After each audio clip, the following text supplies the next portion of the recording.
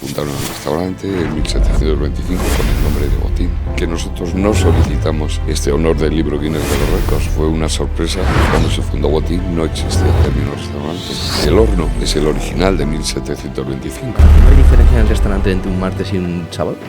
Ahora ya no. Lo ha habido toda la vida. Estamos haciendo unos promedios que jamás podría haberme imaginado. Gente esperando en la puerta, sea un martes o sea un sábado. Todos los días. Joder. Todos los días. El cliente sale feliz, segregamos endorfinas, porque es un éxito que no tiene que ver con nosotros. Es un éxito de los que nos han precedido. Tuvimos un Botín en Miami. ¿Habéis abierto en Miami? Y luego el tercero también fue franquicia, fue en San Juan de Puerto Rico. Mi intuición me puede decir 20 restaurantes Botín solamente en España, en zonas turísticas. No sé qué decirte, Nacho. La verdad es que no me lo he planteado.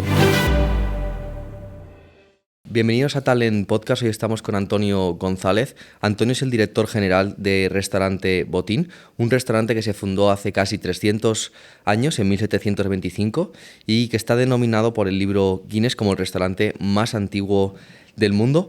Le hemos traído porque hay muchísimos hosteleros en España y en todo el mundo que están luchando por ser rentables cuando tienen 3, 4, 5, 10 años de vida, y ellos han conseguido serlo por casi 300 años. Entonces creo que tenemos muchísimo que aprender de ellos. Y Antonio pertenece a la familia propietaria, es la tercera generación, y bueno, yo personalmente estoy deseando conocer vuestra historia y ya no solo cómo habéis conseguido ser un restaurante tan reconocido, sino que comentábamos antes fuera de cámaras, ¿no? ¿Qué hay que hacer para ser rentable durante tantísimos años?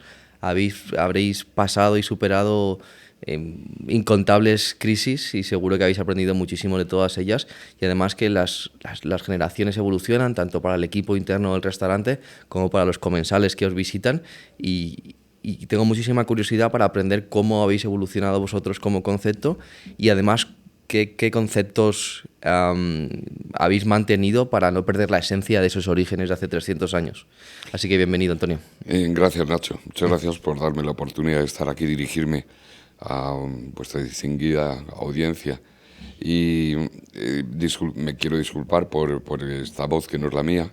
Es una voz influida por un catarro feroz. Pero bueno, intentaré hacerme entender lo mejor que pueda. Sí. Gracias por el esfuerzo.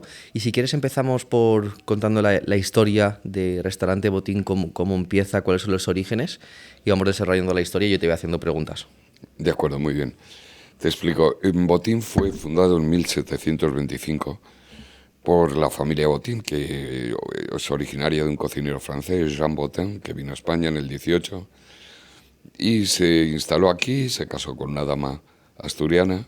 Tuvieron su descendencia política, que eran sus sobrinos, fundaron el restaurante en 1725 con el nombre de Botín. Desde entonces ha estado trabajando ininterrumpidamente hasta la fecha. Y por eso es por lo que está en el libro Guinness de los récords, porque según ellos, según el libro Guinness, es el restaurante que ha mantenido el nombre, la ubicación y sin cerrar en la casa durante más tiempo. ¿Conserváis algo de recetario de esos orígenes? No, bueno, quería decir que nosotros no solicitamos este honor del libro Guinness de los récords. Fue una sorpresa gestionada por un cliente inglés, un parroquiano, que son el auténtico tesoro de los restaurantes, son sus amigos, la gente que considera que la casa es suya. Y entonces un señor de Londres, ya jubilado, que ha fallecido ya, pues empezó a pelear con la tenacidad británica para que nos incluyeran como el restaurante más antiguo del mundo, en lugar de uno que está en París y que no cumplía una de las condiciones. Él lo descubrió y nos hizo el grandísimo favor de, sin saberlo nosotros, pelear por este gran altavoz publicitario que está en el Guinness. ¿Y cómo cambia la realidad de un negocio de hostelería cuando te dan un premio como es este, ¿no? Como está en los récords Guinness? A nivel de reservas, ¿aumentasteis facturación o no cambió nada? Fue muy progresivo porque desde 1987, que es cuando nos concedieron el honor, hasta la fecha, pues ha sido poco a poco. La gente lo ha ido conociendo a través de los medios de comunicación, a través del boca a boca, etcétera, pero al principio lo conocía muy poca gente. Es más, ahora hay gente que se sorprende todavía cuando les mostramos el certificado del libro Guinness en la pared. Ahora ya lo conoce mucha gente y estoy seguro de que eso ha promovido bastantes visitas al restaurante, porque a la gente le llama mucho la atención los récords del Guinness. Eso es uno de los golpes de suerte. No sé, en la vida hay que tener suerte, aparte de trabajar y de...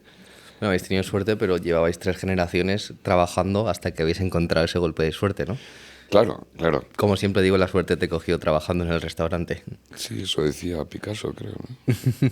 Entonces, te has quedado contando la historia en la fase en la cual llega este chef francés, monta un restaurante, entiendo que con un recetario y una cocina francesa, intuyo, no tengo ni idea. La verdad es que desconocemos esa primera etapa de Botín. No conservamos menús ni nada, porque es que estamos hablando de hace mucho tiempo. No hay escritos ni... No, nada. Suponemos que eran los menús que se servían en los restaurantes populares de Madrid o en las casas de comidas populares, porque el término restaurante nos acuña hasta la Revolución Francesa, a finales del 18. Cuando se fundó Botín no existía el término restaurante, sino una casa de comidas, y entonces pues lo que se comía en el Madrid, pero en Madrid popular de la época, porque estaba en una zona popular de Madrid, en los aledaños de la Plaza Mayor. ¿Y qué es una casa de comidas? ¿O qué era a diferencia de un restaurante a día de hoy? ¿O es lo mismo? Es lo mismo, Vale. es lo mismo, un sitio donde se servían comidas, bebidas, con la particularidad de que no se podía... el cliente, o sea, el cliente que iba al restaurante debía llevar su propia vianda, su propia carne, para que lo cocinara el mesonero. ¿Cómo? O sea, yo como comensal voy a un restaurante y yo llevo los ingredientes. Sí, entonces sí. ¿De verdad? Porque sí, si no se consideraba intrusión en el gremio de los carniceros, por ejemplo. Entonces, el mesonero preparaba los platos en el horno, que es el original, de 1725, o en sus utensilios, pero no podía tener las viandas allí. Es la diferencia quizá más importante con los modernos restaurantes. Qué pasada, nunca había escuchado esto. Que vas a un restaurante y tú llevas los ingredientes y la casa de comidas los cocina. Es una cuestión legal, una imposición para evitar intromisión en el gremio de los carniceros, etcétera. ¿Y cuánto tiempo estuvo esta familia francesa? Desde 1725 a 1920, año en el que llegaron mis abuelos, Emilio y Amparo González Martín, y se establecieron allí. Era una época muy dura, muy difícil, era un negocio de subsistencia que atendía a la gente del barrio y poco más. No era el Madrid turístico que está lleno de... que conocemos a día de hoy, ¿no? Por supuesto que no. Era gente local, de Madrid. Gente local, y era un negocio en el que no había empleados, era ellos dos y con la ayuda de alguien que ocasionalmente iba por allí. Y luego mi padre, que ya era un niño, pero ayudaba, etcétera. ¿Y el restaurante tiene los mismos metros que a día de hoy? Sí. ¿Y cómo si actualmente has dicho antes que tenéis 100 empleados en la plantilla? ¿Cómo has dicho abuelo, creo que has dicho, ¿no? ¿Cómo tus abuelos podían gestionarlo siendo 2 o 3 personas? Porque la clientela no tenía nada que ver con la que tenemos ahora. Había menos sillas. Solo se abría la planta de entrada y en ocasiones la planta del primer piso. Luego la bodega, que es un comedor más antiguo, anterior a Botín, no se abría, tampoco se abría en la segunda planta, que era un lugar de... almacén o algo así, ¿no? No, un lugar donde habitaba la familia, mi familia, entonces. Vivían arriba y trabajaban o el negocio estaba abajo. Eso es algo muy común. Pero ¿no? Había pocos clientes. Se despachaba, pues a lo mejor también se despachaban Bartolillos y Pestiños en una especie de mostrador que había allí. O sea, era un negocio de subsistencia. Okay. ¿Y cuánto tiempo estuvieron tus abuelos y cómo evoluciona eso a la generación de tu padre? Me imagino que es, ¿no? Exacto. Bueno, mis abuelos trabajaron durísimo. Mi abuelo era cocinero, Emilio, y toda la cocina que tenemos hoy en día proviene de sus interpretaciones de fórmulas gastronómicas de él, de su propia cosecha. ¿Qué platos? Es cocina tradicional. Estamos muy centrados en el asado castellano, típico porque es el horno, es el original de 1725. Entonces ahí asamos el cochinillo, el cordero, a fuego lento, al estilo segoviano, podríamos decir. Y es el principal, el plato estrella nuestro es el cochinillo. También el cordero, pero sobre todo el cochinillo. Luego también hay otras especialidades de mi abuelo, como las almejas en salsa marinera, el solomillo en salsa de champiñón, la cazuela de pescado. Y él sí que dejó todo su recetario escrito, ¿verdad? Es una transmisión oral, no lo dejo escrito. Pero él creció, se desarrolló profesionalmente junto con otros empleados que llegaron allí y que luego se jubilaron, pero mientras habían entrado otros, se fue transmitiendo oralmente todos esos mensajes culinarios. Antes de seguir con este podcast, queríamos pedirte un favor. En los últimos 28 días, más de 400.000 personas habéis visto nuestros episodios, pero solo un 13% estáis suscritos a nuestro canal. Es la única forma de conseguir que vengan los mejores invitados, tener el mejor equipo para poder desarrollar este canal, por lo que te pedimos encarecidamente que te suscribas, le des like y si quieres, deja un comentario que nos ayudará seguro a seguir mejorando día a día. Como sabes, en Talent ayudamos a negocios de hostelería a captar más clientes y transformar sus empresas en negocios rentables y escalables. Y por último, decirte que este podcast está siendo posible gracias a Square. Square te facilita todas las herramientas para que puedas gestionar tu negocio de manera eficiente, administradas bajo un mismo techo, desde software y hardware en el punto de venta hasta pagos integrados. La solución integral de Square lo incorpora todo en un único panel de control. Además, también Square ofrece gestión de personal, inventarios, campañas de marketing y muchísimo más. Square reúne absolutamente todo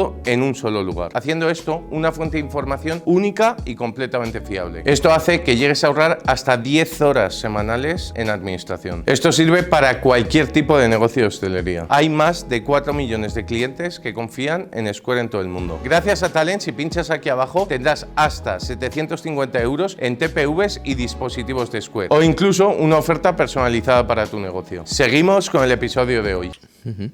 Y entiendo que luego vino la generación de tu padre. Luego vino la generación de mi padre, mi padre Antonio González y su hermano José González, y fueron los que, digamos, desarrollaron, dieron el siguiente paso en el desarrollo del restaurante. ¿Qué cambios hicieron de ser has dicho antes, casa de comidas y despachaban a, entiendo, convertirse en restaurante, ¿no? O lo que más conocemos a día de hoy? Pues verás, en lo gastronómico realmente no fue lo esencial del cambio. Resulta que por esa época Ernest Hemingway tuvo a bien terminar una de sus novelas, Fiesta, que en inglés es The Sun Also Rises. Lo terminó en uno de los comederos de Botín. Y también nos menciona en Muerte en la tarde. También transcurre parte de la acción de la novela en el restaurante. Eso fue un golpe de visibilidad para el mundo literario anglosajón tremendo. Después de él, John Dos Passos, Truman Capote, Scott Fitzgerald, Graham Greene, James Mitchell, de todos ellos escribieron en sus artículos, en sus novelas sobre la casa, y tuvo una notoriedad enorme en el mundo anglosajón, Estados Unidos, Inglaterra, etc., y en el resto del mundo. Entonces eso generó, junto al boom turístico, un interés muy importante por Botín, sobre todo por esta conexión literaria que ya teníamos con los escritores españoles, porque nos mencionan Benito Pérez Galdós, Ramón Gómez de la Serna nos dedica varias greguerías, Arturo Barea en La Falcón Rebelde, en fin, María Dueñas nos menciona en dos de sus novelas.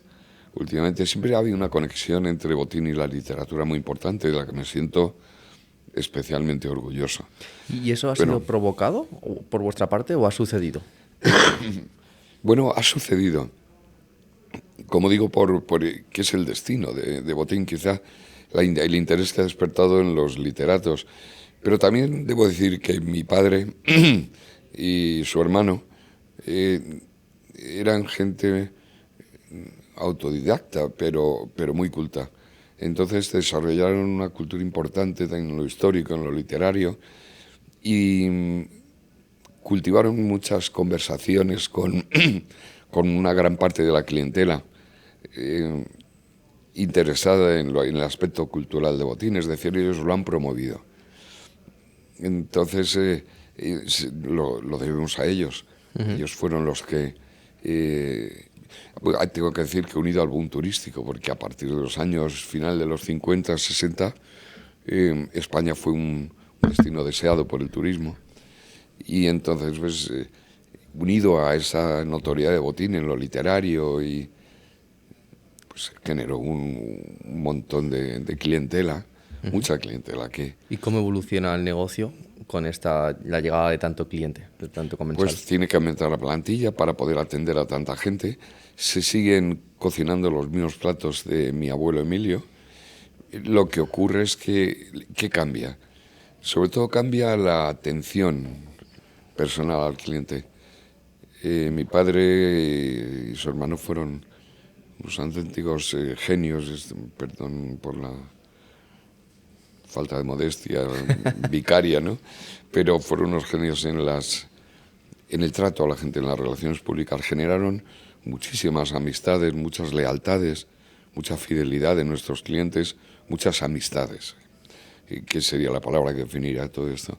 Eso generó, pues, una masa de clientes amigos, que es lo que sustenta, en mi opinión, el mundo de los restaurantes. La recurrencia, ¿no? Que no que un cliente Claro, te por visite una supuesto. vez, sino que te visite una vez a la semana o una vez al mes.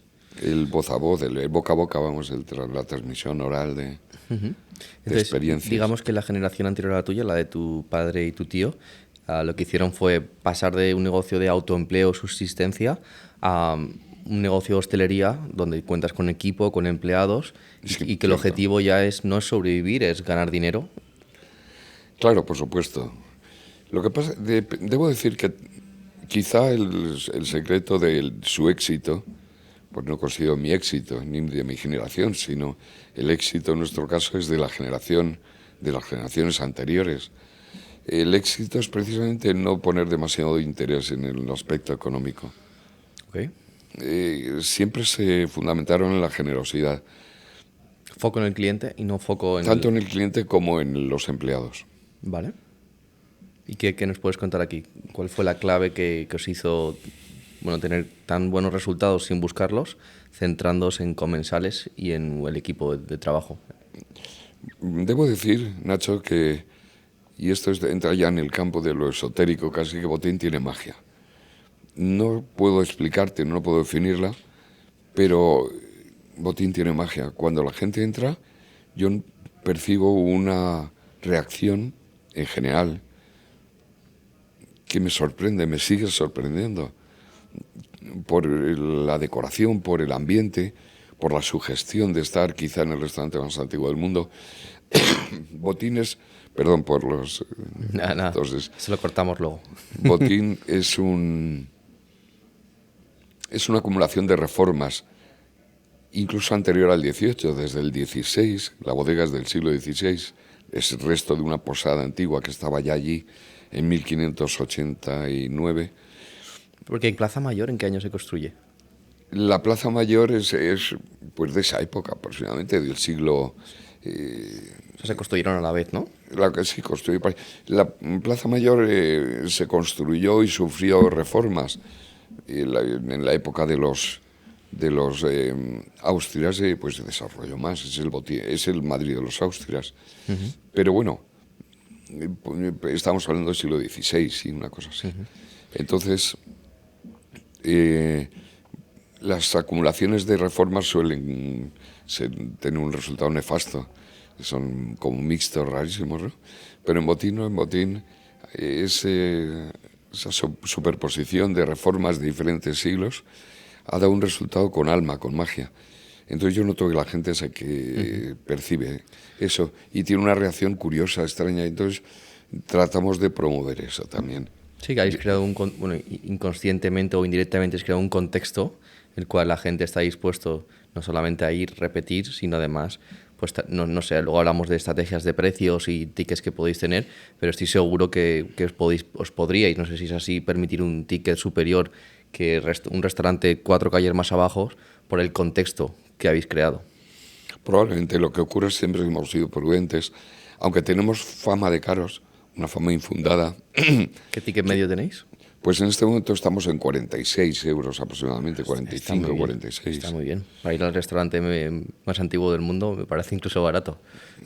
Sí, yo creo que sí. Lo que pasa es que la fama o el nombre, quizá Botín, no sé, genera una expectativa de un restaurante caro, pero no es así. Siempre hemos tratado de mantener unos precios razonables, equilibrados, Porque hemos considerado esto como una carrera de resistencia, no de velocidad. Y tanto, 300 años de Claro, resistencia. exacto. ¿Cuáles dirías que son las claves para haberos mantenido abiertos y rentables y evolucionando durante 300 años? Entiendo que tú has estado en la última etapa, pero sí que seguramente tus antepasados, tu familia y la familia anterior han dejado pues en el camino, la filosofía, la cultura de la empresa, ciertos cimientos que seguro que seguís manteniendo a día de hoy y que se han hecho ser tan duraderos en el tiempo, ¿no? Claro, como te dije antes, Nacho, la cultura de mi generación es una cultura heredada. Afortunadamente no hemos sentido exquisitas ansias de originalidad y de poner nuestro sello, afortunadamente. Luego también el hecho de saber que teníamos unos antecesores tan grandes y nos ha hecho ser humildes, eso también nos ha ayudado, porque yo siempre lo repito a mi generación, que el éxito que pueden tener alrededor viendo el restaurante lleno no es para envanecerse, porque no es un éxito que hayamos generado nosotros. Hemos mantenido nosotros, pero no lo hemos generado nosotros. Esto es la clave. ¿Cuál es la clave de Botín?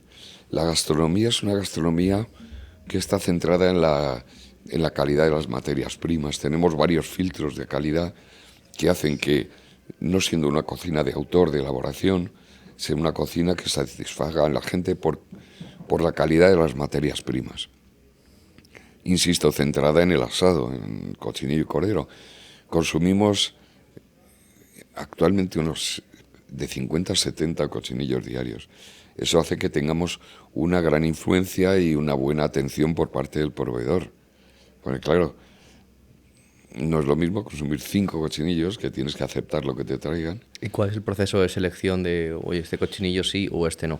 Pues tenemos varios filtros. El primero es el almacén, que está a cargo de mi sobrino, Eduardo. Entonces, él recibe el género, ya los proveedores saben el tipo de género que queremos, en el restaurante, el peso, ¿verdad? etcétera. Sí, en un local que está enfrente del restaurante, el almacén. Ese es el primer paso y un paso importante. Entonces, ya él hace un filtro ahí. Él, a lo mejor de cada 100 cochinillos que recibe, acepta el 70% o el 80% y rechaza el resto. Ya en el momento de la recepción, porque tenemos mucho cuidado, como digo, en eso. Y al tener tantos, al ser un cliente tan bueno, pues claro, el proveedor pues entiende que nosotros tenemos ese privilegio De poder elegir. de poder elegir. Y perdona la ignorancia en el mundo de los cochinillos, que no tengo ni idea. ¿Qué diferencia un cochinillo bueno y un cochinillo malo? Bueno, hay varias señales. La textura, el color, ten en cuenta los racimos ya limpios, eviscerados y todo eso, el color interno de la zona donde están las vísceras, el tono. Hay muchos tonos diferentes, desde un rosa suave a un rojo intenso. Podemos percibir por anticipado si ese cochinillo al asarse va a oscurecer demasiado o va a estar demasiado, una textura demasiado dura. Eso se puede percibir ya con la experiencia de recibir miles y miles de cochinillos a diario. Entonces, clave número 1, Ese es el primer filtro. El producto. El segundo filtro es la cocina. Tenemos la dirección de cocina, gente de mucha confianza, que cuando pasan, y en los horneros mismos, que tienen la autoridad para rechazar en un segundo filtro el género cochinillos y corderos que han sido aceptados por el almacén, pero evidentemente habiendo tanto género, a veces se pasan animales que no deberían. Y entonces el segundo filtro los detiene. Y el tercer filtro, que a veces opera también, es el propio camarero. Ah, el camarero. Cuando lleva un cochinillo a la mesa y entiende, eso pasa en rarísimas ocasiones, porque es raro que pase en los otros dos filtros, pero puede suceder, y nos asegura el tercer filtro. Cuando vemos un cochinillo demasiado oscuro, demasiado aspecto de quemado o tal, pues entonces el camarero tiene la competencia de devolverlo al horno y sustituirlo por otra ración. Entonces, valor diferencial número 1 es el producto. Entiendo que otro es el equipo que tienes. ¿Qué claves utilizas para tener un equipo que sepa transmitir esa esencia que tiene la filosofía Botín y dar un servicio tan cercano como el que me comentabas antes? Sí, bueno, haces una buena pregunta porque es una clave. La gente que trabaja en Botín trabaja ahí desde el comienzo, generalmente desde el comienzo de su vida laboral. En serio, o sea, a lo mejor llevan algunos 20, 30 años, ¿no? 40, 45 ¿De verdad? años, 50. ¿Y eso crees que sí en todos los casos es positivo o hay algunas casuísticas en las cuales puede ser algo que puede jugar en tu contra? No entiendo en qué puede jugar en contra, es siempre positivo, porque los que han superado los filtros iniciales es gente que es válida para la casa y que han absorbido el espíritu de la casa, lo que queremos. Han absorbido las virtudes y los defectos de la casa, entonces tienen la personalidad Botín, digamos, por decirlo de alguna manera. Claro, pero estoy de acuerdo en esa parte que transmitir la cultura con gente que lleva contigo 40 años es esencial, pero por otro lado, al final un equipo tiene que evolucionar y cuando llevas 40 años haciendo lo mismo y le dices, ahora vamos a hacerlo de otra forma totalmente diferente, porque las nuevas generaciones hay que hacerlo así. Y ese tipo de perfiles suele ser más reticente a cambios grandes en su forma de trabajar. Eso es cierto. Lo que pasa es que Botín, la peculiaridad es que Botín no cambia. O sea, tú, por ejemplo, vosotros seguís cogiendo reservas telefónicas, no utilizas ningún software. Ahora te explico, sí. Te decía que Botín no cambia, se adapta. Es diferente. Botín no es un restaurante de innovación, de ensayos, de cocina de autor. Es un restaurante de cocina tradicional. Entonces se adapta a los gustos. Hay ejemplos curiosos. Por ejemplo, el cordero antes, hace 40 años, el cordero se exigía con una textura más fuerte. Ahora la gente ha evolucionado en esto y prefiere un cordero Más blando, ¿no? que se ha reblandecido con vapor de agua o incluso con una forma de cocido previo, ¿sabes? Entonces, si les hubiera servido un cordero así a un cliente hace 50 años, hubiera protestado. Y si sirves un cordero como el de hace 50 años a un cliente ahora, te dice que está duro. O sea, hay que adaptarse, está claro. Las ensaladas, ciertos elementos, pero no son esenciales. En lo esencial, la cocina es la misma. Y mientras el público siga sintiéndose satisfecho, el público es soberano, tenemos que adaptarnos a él. Si el público empieza a rechazar algo, tendremos que adaptarnos. Pero hasta ahora el público ha reaccionado muy bien. Y en cuanto al servicio, si me permites, ¿cuál es el secreto de el trato a la gente? Toda la gente que atiende en sala a los comensales se ha educado se ha formado en una especie de mentalidad de cordialidad hacia el público. Parte de la idea que nos transmitió mi padre de que cualquier cliente que entra por la puerta nos está haciendo un gran favor a nosotros. Confiando en vosotros, en vuestro Hay concepto. sitios donde entras y parece que te están haciendo un favor ellos a ti. Total. Eso es absolutamente disparatado, es lo contrario de la hospitalidad y de la hostelería. En Botín, aunque no tengamos sitio para alguien, tenemos que entender el favor que nos está haciendo al querer entrar en nuestra casa. Y hay que ser más amables todavía con la gente a la que no se puede dar mesa. Eso es una de nuestras normas. Entiendo que trabajáis con reserva. Trabajamos sí. El sistema tradicional era el teléfono y la presencia de la gente que va directamente a reservar. ¿Y qué porcentaje bloqueáis para reservas y porcentaje para gente que va? Bueno, debo decir que ahora se ha añadido y ha entrado con una fuerza tremenda el mundo informático. Entonces las reservas por Internet son, en este momento, si no las tasáramos, si no las limitáramos, el restaurante estaría bloqueado por meses. Entonces tenemos un cupo limitado de reservas por Internet, para no bloquear el restaurante, para dejar la opción. ¿Y qué tiene de malo bloquear el restaurante? Como por ejemplo hacen los grandes estrellas Michelin, que abren reservas uno de ellos cada 2 o 3 meses y se van bloqueando mes a mes. ¿Qué tendría eso de malo en tu modelo de negocio? Pues no lo critico, lo que pasa es que no es nuestra política. Entendemos que debemos tener una cierta mentalidad de puertas abiertas, que el cliente que se molesta en venir, aunque no tenga reserva, pueda, esperando un poco, tener acceso a la casa.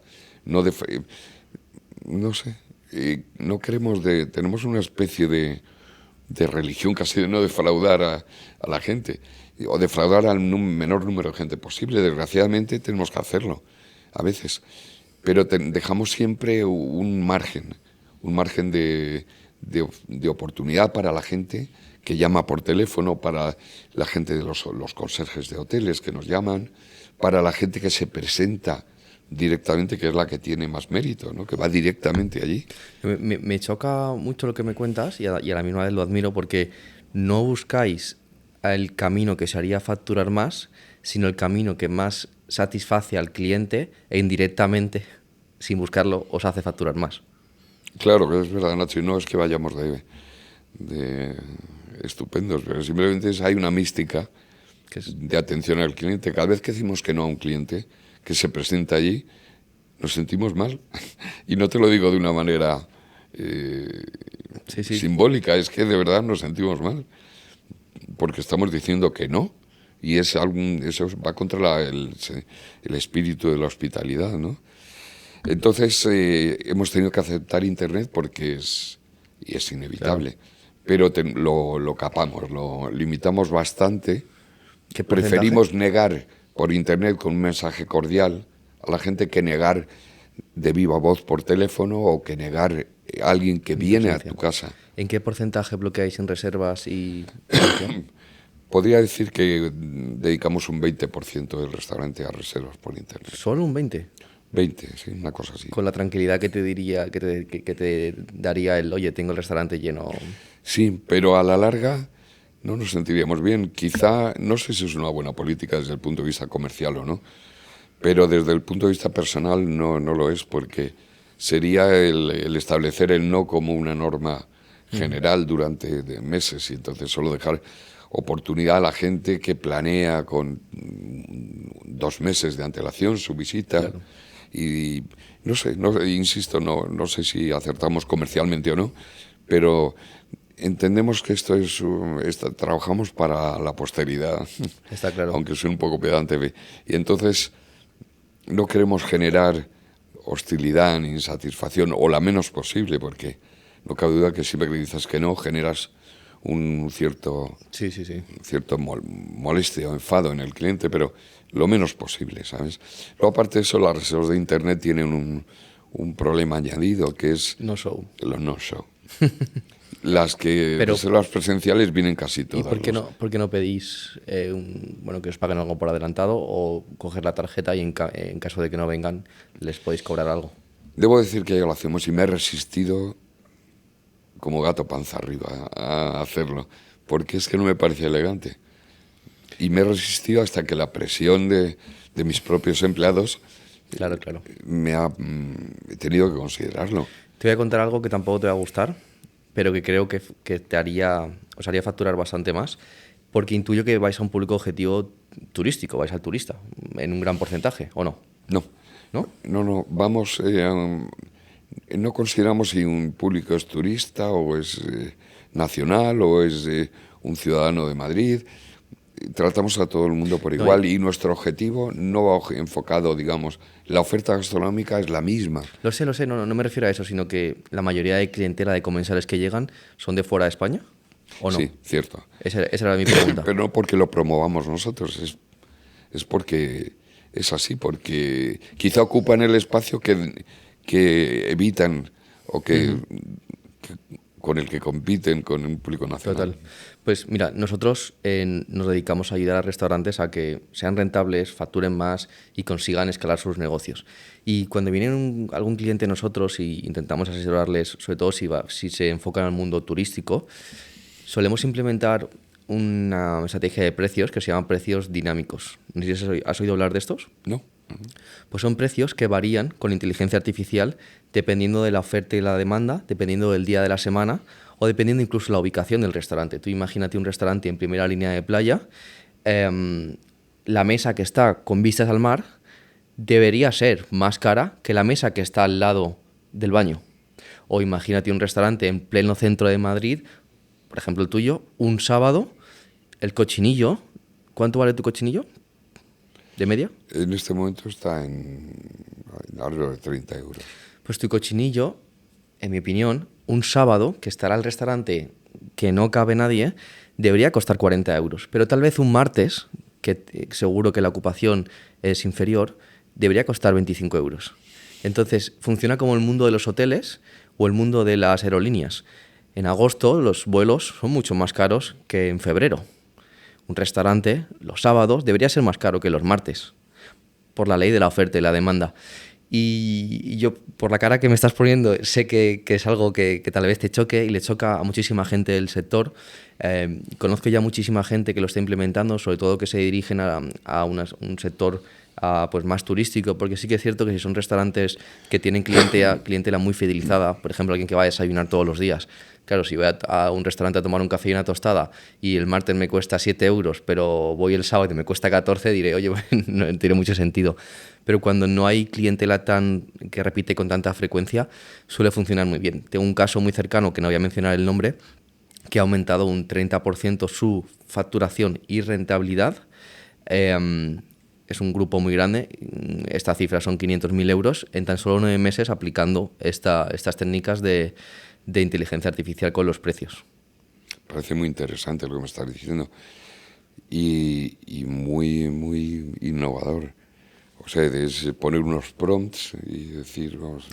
Directamente, no, claro, no son cartas físicas, son cartas digitales. No, los prompts los pones tú para diseñar un objetivo dentro de lo que te va a responder la inteligencia artificial. Eso es. Por ejemplo, si hay un partido de fútbol... Gemini o ChatGPT, entonces pones Eso es. prompt.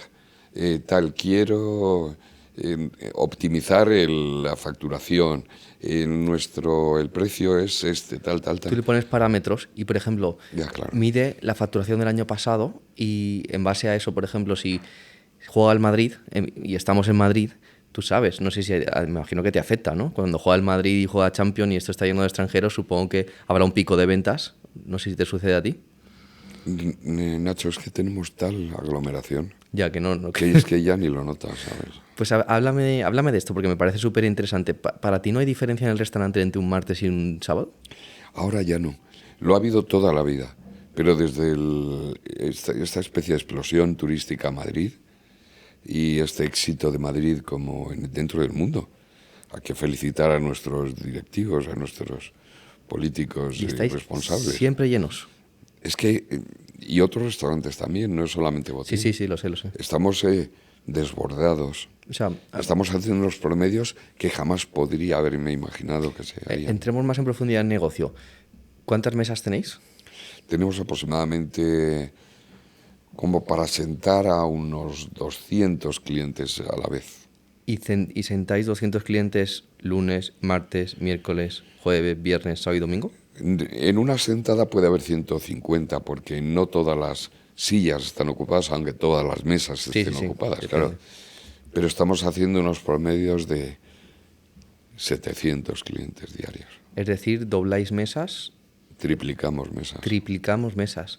Cuadruplicamos mesas a veces. Cuéntame esta estrategia. A lo mejor empezáis dando comidas a las 11 y algo 12. A la 1. ¿A la 1? Ahora antes cerramos a las 4. Ahora tenemos abierto parcialmente, solo un par de comedores, de 4 a 6 y media. Y volvemos a abrir todo el restaurante a las 8 de nuevo. ¿Y son bloques de hora? Hasta las 11 y media. ¿Bloques de hora y media? ¿Cómo? Perdón. ¿Son bloques para comer de hora y media? No, nos hemos negado a establecer límites a la gente. O sea, no es echáis que a nadie. somos demasiado escrupulosos. Quizá a lo mejor somos gente fuera de nuestra época, ¿no? Pero no nos gustaría tener una política demasiado mercantilista. La idea que me has dado antes es estupenda, excelente, y además te felicito, pues si proviene de vosotros. No es genial. Pero nosotros somos un poco raritos. ¿Sabes? Nos parece un poco mercantilista, aunque es lícito que lo sea. Pero no nos gusta o quizá hemos mamado eso, no sé. No nos gusta, igual que no nos gusta decir, usted tiene la reserva a las 9 y media y tiene que dejar el restaurante a las 11. Jamás lo haríamos. O sea, que intentáis, rotáis mesas, espontáneamente. Conseguís rotar 4 veces, pero no... Salvo los grupos grandes, los grupos de agencias, sí, porque Si son 25 o 30 personas, necesitamos tener una expectativa de renovación de mesas para coger reservas luego después. Doblar mesas 4 veces es una barbaridad. Es una barbaridad, es una locura. Enhorabuena, sí, felicidades. Y gracias, pero enhorabuena sobre todo a los que lo han generado. Entonces hacéis 4 rotaciones a la hora de comida, descansáis un par de horas y 4 rotaciones a la hora de la cena. No, 4 rotaciones en total. 2 en comida y 2 en cena. En cena pueden ser 3. Y en comida, pues 2 y pico. También en total estamos acercándonos a los 800 clientes diarios de media. Wow, qué pasada. Pero lo normal en épocas ya cercanas, la época de estoy hablando hace 20 años, una cosa así, normal era un promedio de 500 en un promedio de ponernos muy contentos. Y ahora está desbordado. ¿Y todos los días hay gente esperando en la puerta, sea un martes o sea un sábado?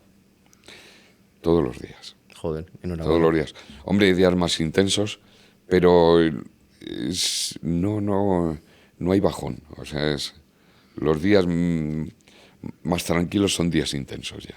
A mí la teoría, yo soy muy teórica, la teoría me dice que si tienes demasiada gente esperando en la puerta de tu restaurante, es que eres demasiado barato. Eso me dice la teoría. Luego la práctica es, oye, a lo mejor subo precios y ya no tengo cola, la gente se va. Bueno, es una teoría lógica, pero es que en Botín es difícil aplicar parámetros lógicos. Ya, me imagino. Por ejemplo, nosotros no tenemos una política mercantilista, pero quizá eso, que es lo que hemos heredado desde la generación anterior, es lo que es parte de la explicación del éxito mercantil de Botín, esa falta de política mercantilista. Es decir, por eso nos negamos a establecer para el público que viene a la carta un horario de salida. Eso jamás lo haremos mientras podamos. Por eso hemos tardado mucho en poner una especie de fianza a través de tarjeta para las mesas de más de 4 personas. Las de menos de 4 menos no. Las más de 4 no es que cobremos una fianza, es lo que hacemos es recogemos los datos de la tarjeta y si no han cancelado la mesa en un plazo de 24 horas antes, ¿les cobráis? Pues entonces cobramos una especie de fianza por cada cliente, que creo que son 15 o 20 euros, no sé. Sí, que es algo simbólico. Sí, pero eso es que ha sido la presión de los tiempos, porque había tantos nonso, sobre todo de Internet, claro, que hemos tenido que hacerlo, pero nos hemos resistido muchísimo. Uh-huh. Y, por ejemplo, renunciamos a facturación porque tenemos muy limitado el número de grupos de agencia para no masificar el restaurante. ¿Cómo funciona el mundo de las agencias? Tenemos agencias fieles con las que tenemos una espléndida colaboración desde hace muchos años. Entonces tienen un horario que comienza a las 8 y termina a las 10. A las 10 tienen que dejar el comedor. Pues solamente es los únicos tipos de clientes a los que les pedimos esa Les viene muy bien porque condición. A las 10 es donde quiere cenar otro bloque de gente, ¿no? Es que tengo que tener, porque si no puedo hacer reservas para las 10. Claro. Si hay grupos de 25 o 30 personas bloqueando. Pero mi pregunta era, me imagino que grupos de extranjeros que vienen a España organizado por un tour y les cierran actividades, entre ellas cenar en tu restaurante. Generalmente sí, claro. Pero, por ejemplo, están limitados. No aceptamos más de 2 grupos de 25 personas diarias y a primera hora entre 8 y 10. Y en un comedor que admite ese tipo de mesas grandes. Uh-huh. ¿Por qué? Porque no queremos masificar el restaurante. Para facturar más, aparte de esa medida ahí tan inteligente de la inteligencia artificial que me has dicho, sería muy fácil coger grupos y grupos. Uh-huh. Se facturaría pues por un porcentaje muy alto más. Sí, porque la rentabilidad por asiento sería muy mayor, ya que tendrías todas las mesas y sillas ocupadas. Exacto, y luego además tendrías asegurada una ocupación desde una hora hasta la completa. Y luego para la cocina sería más fácil ir con un menú ya establecido. Haces una que previsión tener de que ir compras. a la carta con cada uno pidiendo un Claro. plato, ¿no? Preparación de compras, todo el mise en place sería mucho más fácil, etcétera. O sea, si fuéramos mercantilistas, pues haríamos eso y nos forraríamos. Pero preferimos una política, pues digamos, más delicada hacia la gente, ¿Por qué? porque entendemos que fue una parte de la mística que hemos heredado. Vale. Para nosotros, y a eso me pongo ya un poco místico, mi padre y mi tío nos transmitieron la idea de que un restaurante no es solamente un lugar donde la gente come y bebe y disfruta de esos placeres gastronómicos o placeres sensoriales. Es un lugar donde la gente colecciona momentos de su experiencia personal, aunque sea en una zona de la corteza modesta, no en la zona de los recuerdos trascendentes, pero es una zona de los recuerdos que permanecen ahí.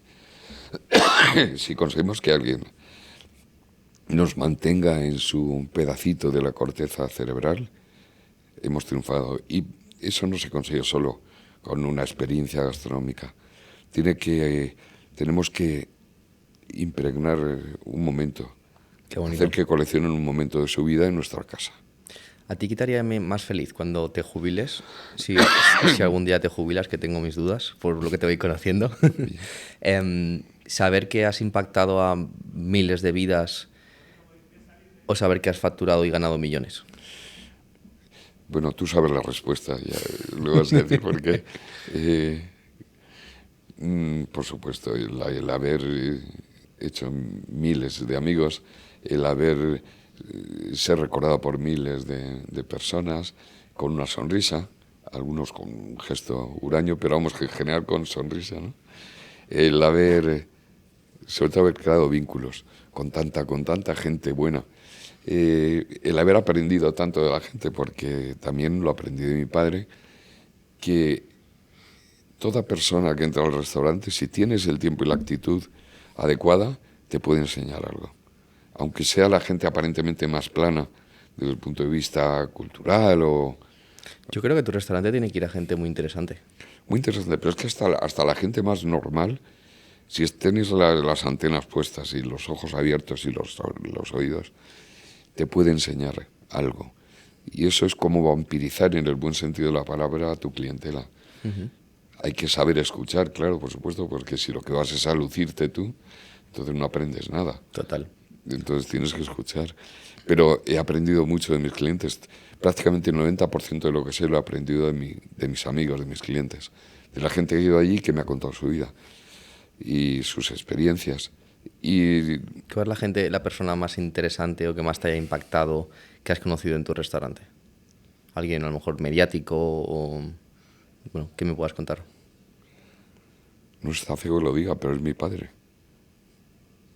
Entonces, claro, habrá gente que dirá, joder, qué vanidoso, no, pero es que es mi padre, es un personaje que es mítico para mí, es un ídolo, Lo noto. Es alguien que cuando tengo una dificultad, pues siempre inconscientemente o automáticamente pienso qué haría él en este lugar. Claro, al final como gerente o como CEO de la compañía muchas veces te puedes llegar a sentir solo y pensar qué haría mi padre en este momento te ayuda a tomar una decisión, ¿no? Claro, además es que he aprendido tanto de él, o sea, y nunca me he sentido celoso de él, porque si no hubiera sido mi vida, hubiera sido una amargura, porque jamás hubiera podido llegar a su altura. Yo cuando en mi época universitaria primero estuve en económicas, entonces el que se escolarizó hasta los 12 años, cuando yo tenía un problema de análisis matemático, teoría económica o estadística, me lo solucionaba él. Ya. Estamos hablando de matemática superior. Cuando ya me cambié, lo que terminé fue historia moderna y contemporánea. Bueno, cuando quería quedar bien, como no veía Google ni nada de eso, ni inteligencia artificial, cuando quería hacer un trabajo complicado, le pedía ayuda a él. Qué bueno.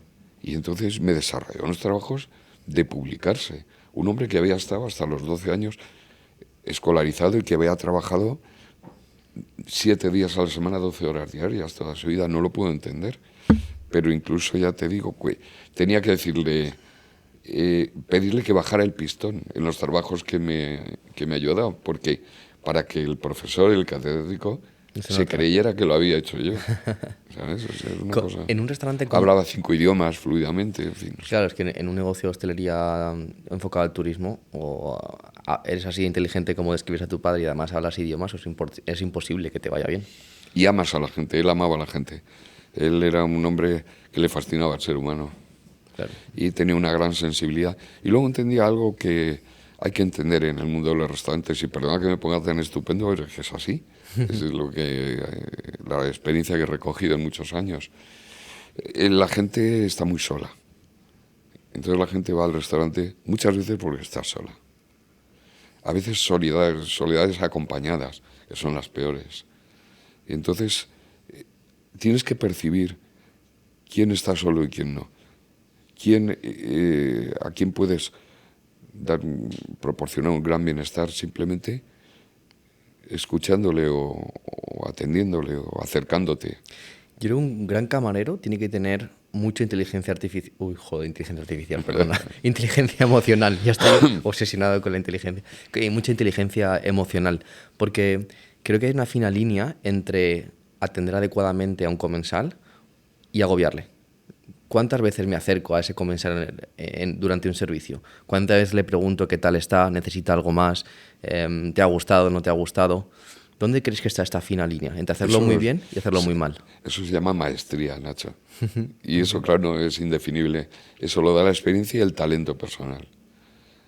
Como broma te digo que se comentaba una especie de casting que se hizo para camareros y que para desarrollar correctamente la profesión de camarero había unos comensales, unos figurantes haciendo comensales y que estaban en conversación.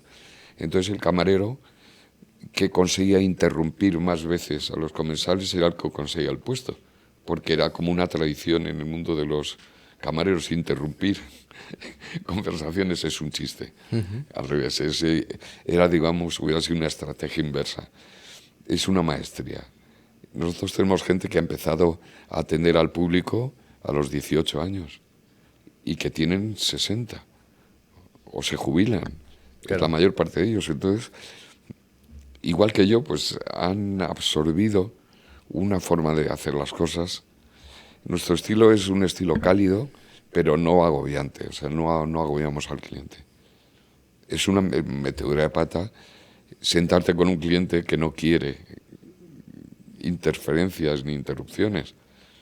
Igual que es un error no saber detectar al cliente que está necesitado de atención y que requiere y que va a ser satisfecho si te sientas y le escuchas. Totalmente. Creo que es bastante complicado. Sobre todo, muchas veces hay prisa en el restaurante, hay que rotar mesas, no quieres agobiar, quieres dejarles espacio, es una fina línea. Claro, por eso los meteres me odian a veces, porque retraso las mesas.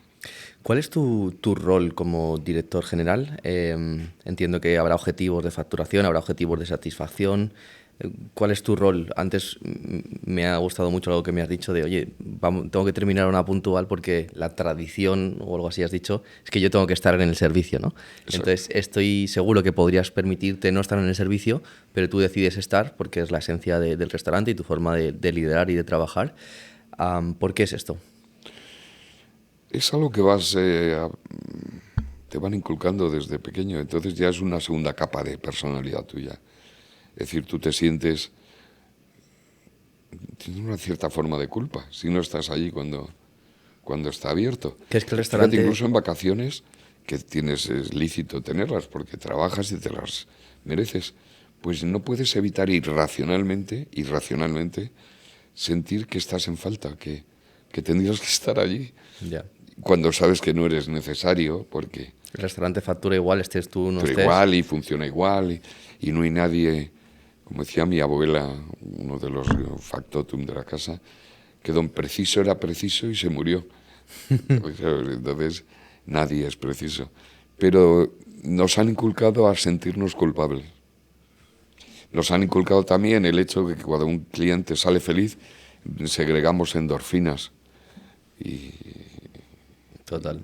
Y que cuando un cliente sale molesto o disgustado, nos sentimos abrumados y tristes. Eso no lo podemos evitar, nos lo han inculcado. ¿Y qué piensas de esta nueva hostelería en la cual hay empresarios con 20, 30, 50 restaurantes que están siempre en oficina central y que sí, de vez en cuando visitan restaurantes, pero que su día a día es en una oficina? ¿Te choca? ¿Lo ves normal, coherente? Les felicito porque eso indica, si tienen éxito, que tienen una cualidad muy importante y muy difícil de conseguir, es detectar en quién pueden delegar. Y si tienen éxito es que delegan en gente valiosa y que les hace innecesario que estén ellos allí, aunque aquellos en los que delegan no sean propietarios, pero generan una lealtad en esos personajes que les permite dirigir, digamos, desde la nube, como se diría ahora. Sí, es que la única forma, yo creo que es al final pues, un liderazgo en cascada, ¿no? Pues tienes por cada restaurante asignado un área manager, y suelen ser 9 locales. Cada área manager gestiona 9 locales y luego en cada local hay un encargado. Y va yendo en cascada esa responsabilidad. Claro, exacto. Nosotros hemos tenido un sistema diferente, un sistema que proviene quizá de los tiempos antiguos, de la presencia. Pero es vuestra esencia. Yo admiro mucho lo que habéis conseguido. Tal vez no tengáis 30 restaurantes y facturáis 30 millones, pero tenéis un restaurante que está a rebosar con un éxito, vamos, digno de admirar por todo el sector. En serio, he entrevistado a muchos hosteleros de hostelería y pocos me han dicho estamos llenos todos los días, a todas horas. Entonces, sin duda, tal vez ese éxito te esté limitando a abrir un segundo, un tercero, un cuarto. Creo que no son tus objetivos, sin duda, pero justifica el éxito que tenéis en este restaurante. No lo son, no es el objetivo. Como te he dicho, Nacho, no nos produce rubor decirlo, porque es un éxito que no tiene que ver con nosotros. Es un éxito de los que nos han precedido. Y entonces estamos gestionando ese éxito. Pero puedo decirlo sin rubor por eso, porque no estoy diciendo qué alto soy, qué guapo y tal. Estoy diciendo, he tenido unos predecesores maravillosos que nos han dado un tesoro y que nosotros tratamos de mantener. Y luego abrir otros sitios. ¿Crees que tendría sentido? Tenemos recursos humanos en la familia. ¿Pero tendría sentido, funcionaría un Casa Botín número 2 en Barcelona o en otra zona de Madrid? Nos lo hemos planteado fuera de España. Pero bueno, entiendo, como decíamos antes, la gente que tiene varios restaurantes es porque tiene el talento de encontrar gente en la que delegar y que responda a lo que ellos quieren que hagan. En nuestro caso, en España no nos lo hemos planteado, pero sí hemos tenido varias experiencias fuera. El primero fue en Miami. Tuvimos un botín en Miami. ¿Habéis abierto en Miami? De 2000 a 2005 estuvimos. ¿De verdad? No sabía. Pues sí, en Coral Way con la 21. En una zona reprodujimos. Era una reproducción del botín original en una planta baja. O sea, habéis decorado a nivel de interiorismo todo como lo tenéis aquí. Exacto, sí. Fue un gran trabajo. O sea, Pero tenéis gente socios ahí con experiencia en Hollywood que hicieron una entrada parecida a botín y fue un éxito profesional. Pero eran socios locales. No, esa era una aventura directa nuestra. No era franquicia ni nada. Qué interesante.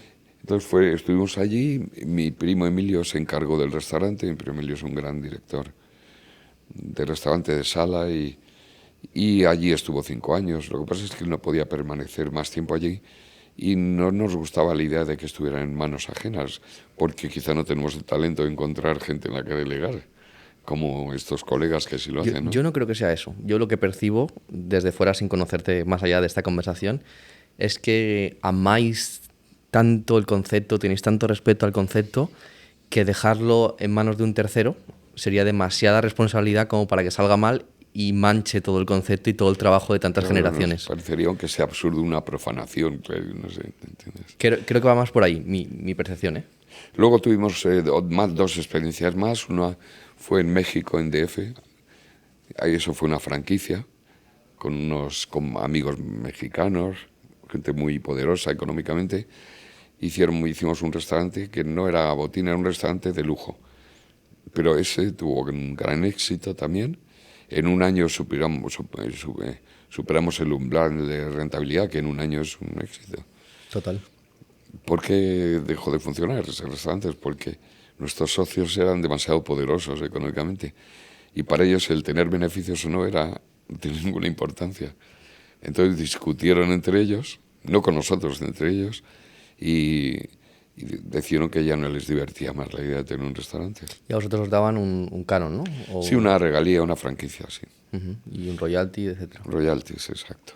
Y luego el tercero también fue franquicia, fue en San Juan de Puerto Rico, que también fue un escritor profesional, pero bueno, les pilló a los franquiciadores la crisis inmobiliaria económica, el boom, perdón, al revés, la depresión económica de aquellos años, de 2008, etcétera, y no pudo soportar la crisis.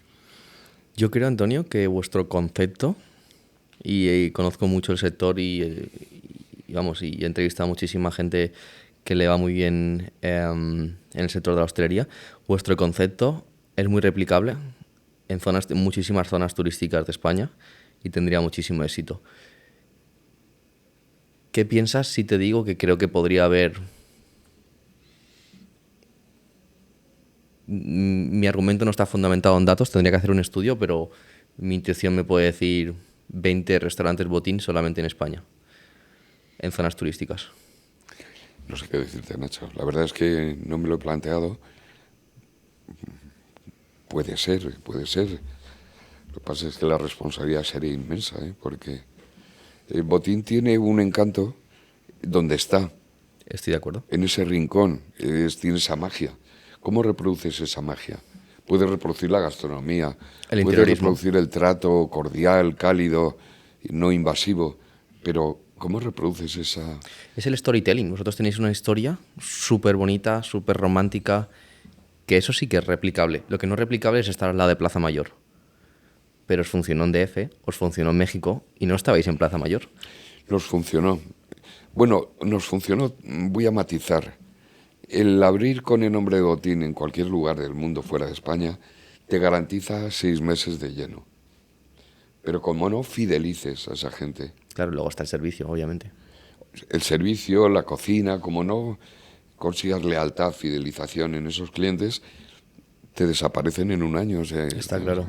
Yo no... Estoy seguro que el éxito no es que estéis en Plaza Mayor. Eso suma al éxito y tenéis una gran ubicación, etcétera. Por lo tanto, creo que sería replicable en un Barcelona, Valencia, Córdoba, Málaga, ciudades muy turísticas de España, Alicante, Bilbao. Estoy seguro que funcionaría. Tal vez no tendréis los números que tenéis en Madrid de facturación, porque Madrid es Madrid, Barcelona es Barcelona y el resto ya pues hay otras facturaciones, pero seguro que tendríais llenado total y sería muy interesante. Probablemente. Lo que pasa es que a lo mejor nos falta ambición en lo mercantil, no tanto en lo humano. Como te he dicho antes, somos unos maniáticos de esa especie de literatura o mística del restaurante, enfocado no solo como un fenómeno comercial, sino como un lugar donde se coleccionan momentos, ¿no? Entonces, a lo mejor nos falta ambición, o quizá la familia no ha crecido lo suficiente.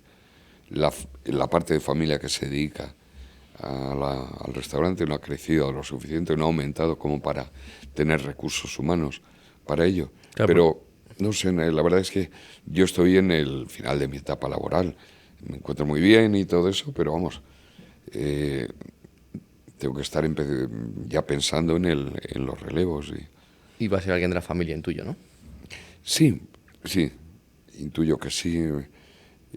Pero bueno, con un equipo muy bueno. Es básico el equipo. Yo, de las pocas cualidades que he tenido a lo largo de mi vida es saber hacer equipo. Buen cochinillo y buen equipo, ¿no? Buen equipo sobre todo. Lo del buen cochinillo es una consecuencia. Qué bueno. Del buen equipo. Entonces es un buen equipo que creo que me quieren.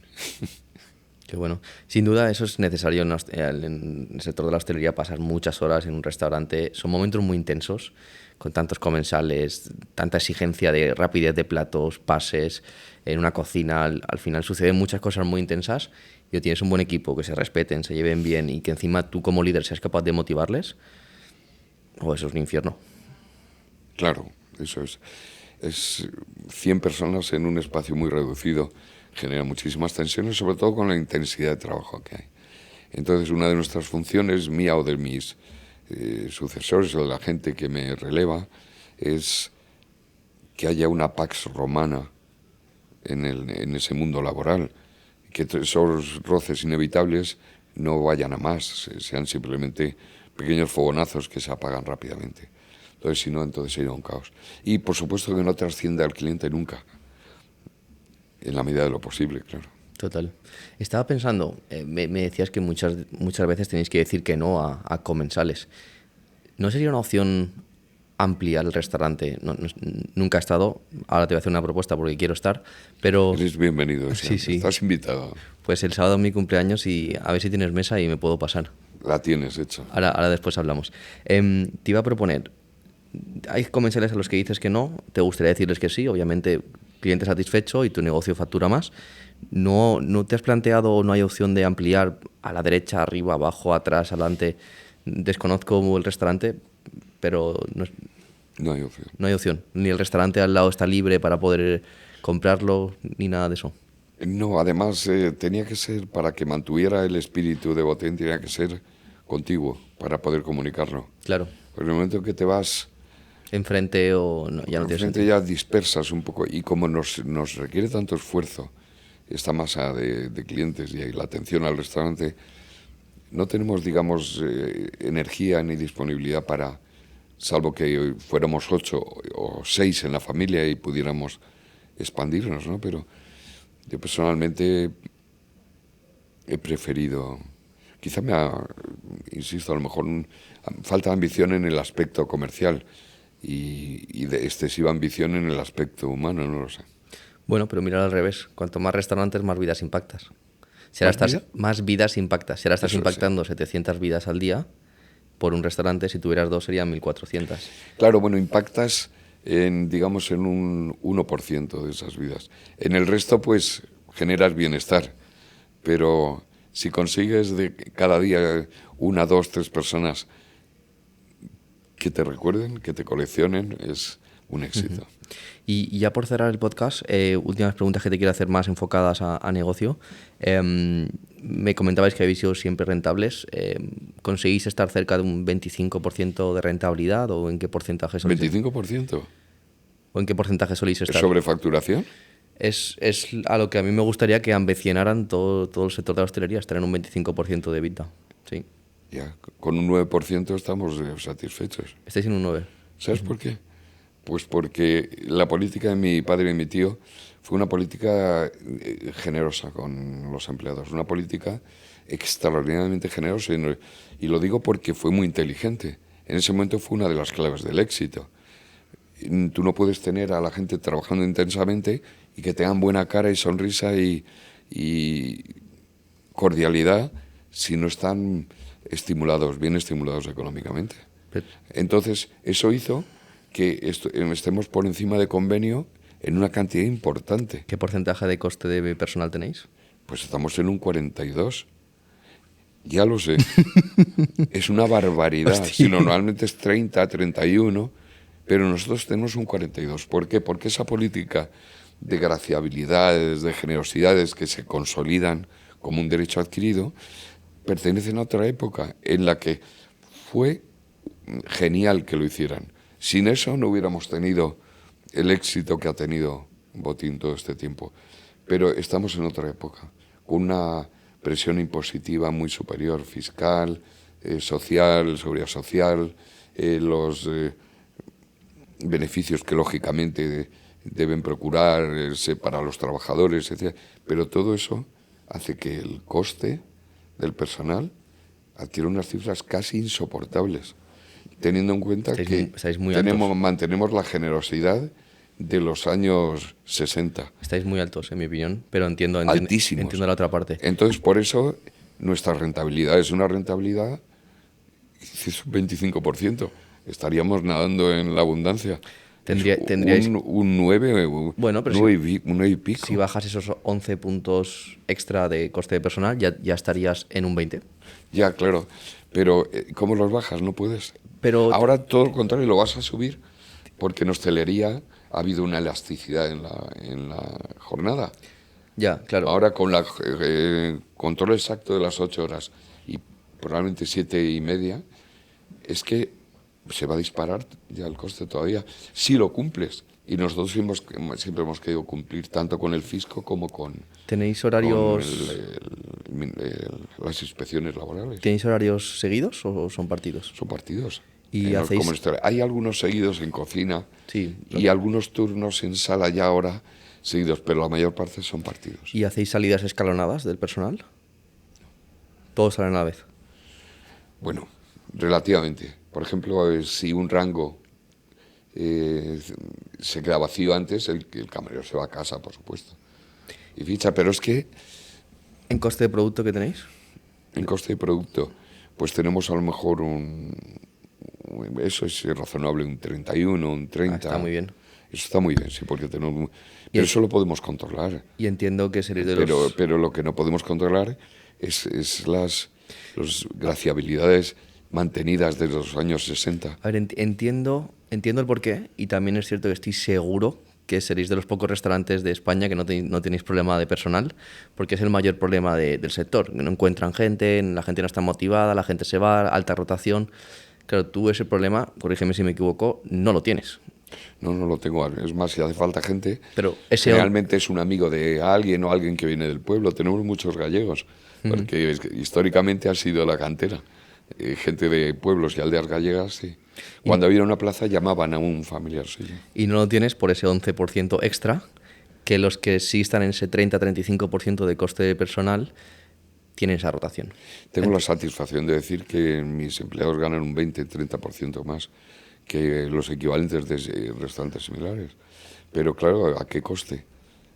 Eso yo no puedo modularlo, porque a lo mejor habría que modularlo porque nos acercamos a cifras peligrosas, con el Evita que decías. Yo por menos de un... Es que 10 ya lo veo ajustado. Con menos de un 15 empezaría a mirar, mi opinión, empezaría a mirar cosas. Pero de verdad que es Eso es lo que... inmodulable. Lo he vivido con muchos clientes y es lo que yo denomino, espero que no te ofenda, el síndrome del empleado dinosaurio. Cuando un empleado lleva contigo 40 años, no le vas a poder cambiar las condiciones. Nunca vas a poder ir abajo, nunca vas a poder negociar hacia abajo, siempre va a ser hacia arriba. Sí, porque como negocias abajo, se desmotiva, clientes insatisfechos y ya no tiene ningún sentido. Entonces yo creo que ahí hay que esperar un relevo generacional, si no es muy complicado.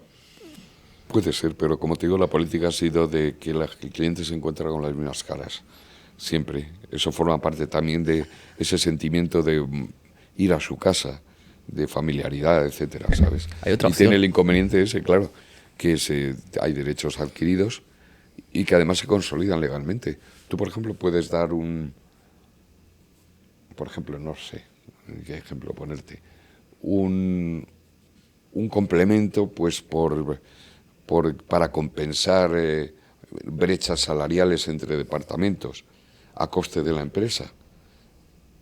Entonces, ese complemento, que lo haces pues como una generosidad para evitar que haya diferencias entre cargos similares de distintos departamentos, se convierte en un derecho adquirido y si luego ese funcionario se iguala al otro, no le puede retirar eso. Entonces se va desigualando todo, porque es el problema de las consolidaciones, de los derechos adquiridos. Pero al final es cuanto más aportes. Yo no veo mal que un departamento gane más que otro. Tal vez aporta más que el otro. Es muy subjetivo eso. Y es una conversación aporte a la cuenta de resultados. No, un debate interminable. No, mi opinión es numérica. Aporte a la cuenta de resultados. Sigue siendo interminable el debate. ¿Qué influye más, sala o cocina?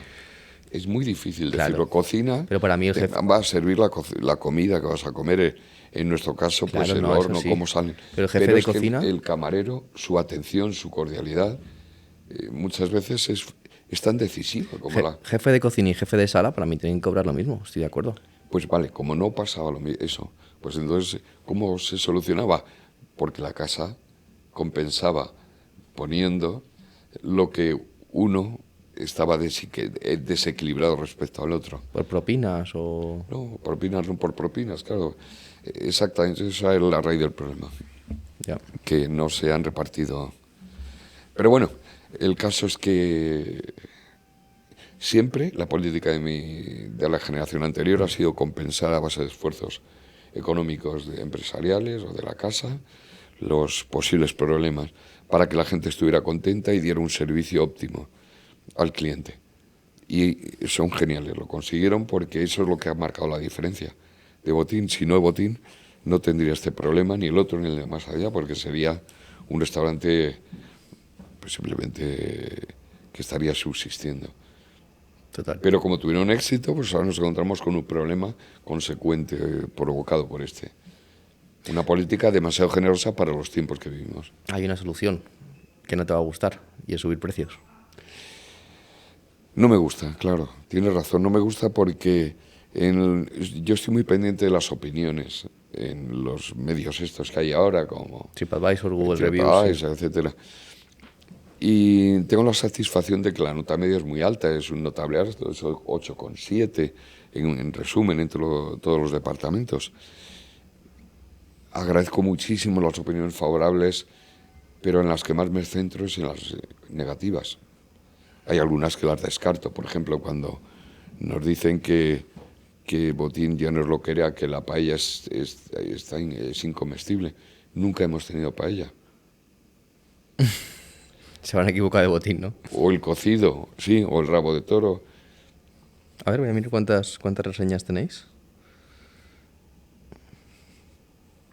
Porque, a ver, Botín, restaurante Botín. ¡Wow! 12.771 reseñas. ¡Qué pasada! Pues mantener un 8,7 con 12.700 reseñas. Aquí tenéis 4,3, bueno, sobre 5. Porque tú estás hablando de TripAdvisor, yo estoy mirando Google Maps. Y entiendo que aquí no hacéis ninguna estrategia para incentivar reseñas, eso ha sucedido de forma espontánea. Espontáneo. No hacemos absolutamente nada. 12.000, vamos, es una pasada, ¿eh? Muy pocos restaurantes tienen 12.000 reseñas en España o en todo el mundo. Entonces, la puntuación más baja la tenemos en precio, que es un 7 con algo. Nos baja. Que dicen que es caro, ¿no? Sí.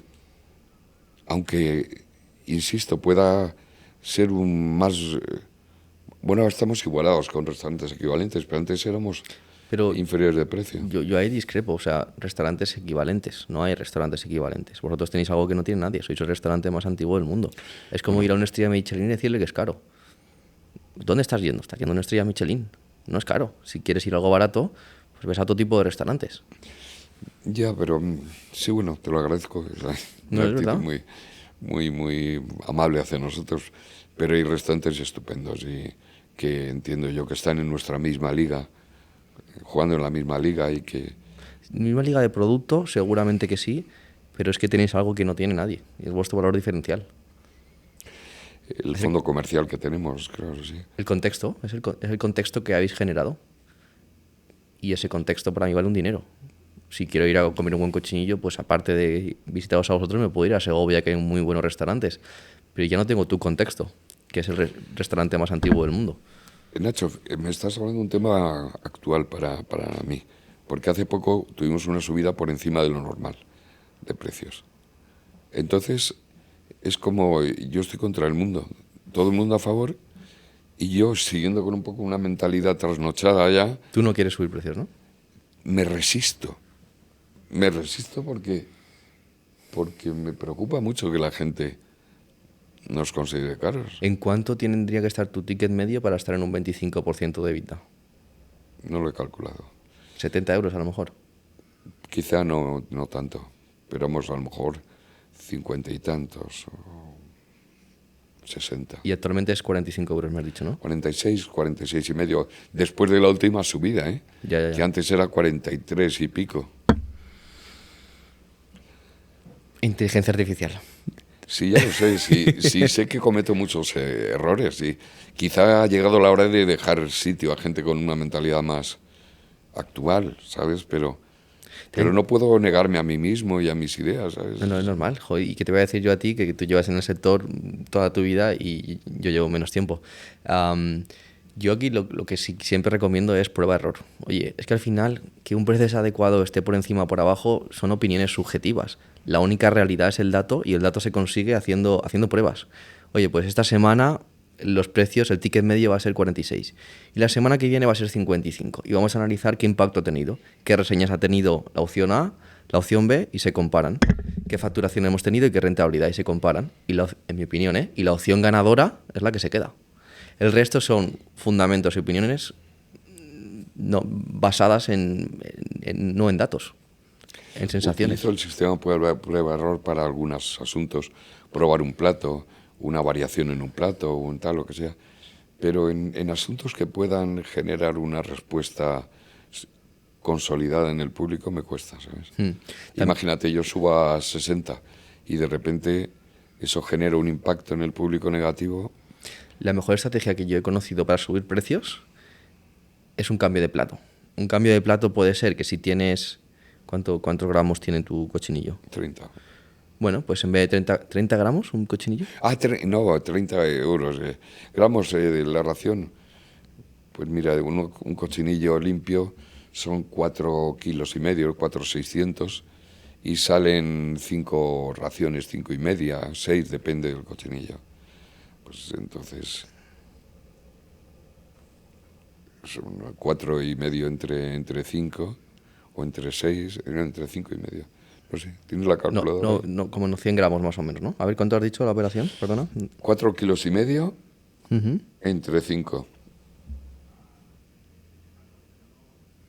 Sí, unos 100 gramos.